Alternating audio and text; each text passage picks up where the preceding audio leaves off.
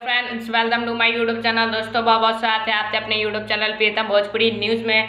तो दोस्तों अभी से ही वीडियो कर दीजिए लाइक, चैनल पे नए हैं तो सब्सक्राइब करते बेल आइकन जरूर दबा लें।